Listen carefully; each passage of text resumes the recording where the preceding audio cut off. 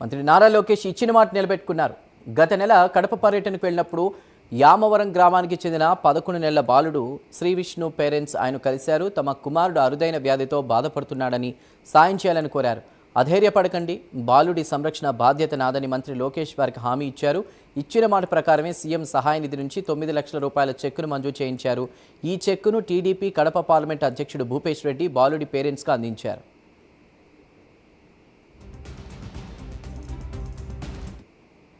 బాబు పేరు శ్రీ విష్ణు. బాబు మాది ముత్తూరు మండలం యామవరం గ్రామం.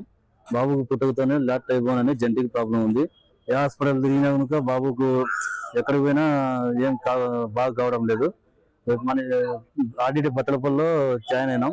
జాయిన్ అయినప్పుడు సార్ వాళ్ళు ఒకసారి బెంగళూరు మణిపాల్ హాస్పిటల్ పోయి కలిసని చెప్పడం వల్ల అక్కడ పోయి కలిస్తే బాబుకు బోన్ మ్యారో ట్రాన్సాక్షన్ చేయాలి, దానికి 23 లక్షలు ఖర్చు అవుతుందని చెప్పారు. కడప పర్యటన భాగంగా లోకేష్ సార్ గారు ముద్దూరు మండలానికి అయితే వచ్చారు. అక్కడ బాబుని ఎత్తుకొని నేనున్నాను, నేను చూసుకుంటా అని చెప్పారు సారు.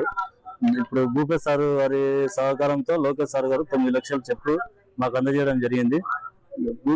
అందజేసిన భూపేష్ సార్ గారికి, లోకేష్ సార్ గారికి నా ప్రత్యేక ధన్యవాదాలు. నా పేరు సాయి కుమార్, బాబు పేరు శ్రీ విష్ణు. బాబు మాది ముత్తూరు మండలం యామవరం గ్రామం. బాబుకు పుట్టుకతోనే ల్యాట్ టైబోన్ అనే జెంటిక్ ప్రాబ్లం ఉంది. ఏ హాస్పిటల్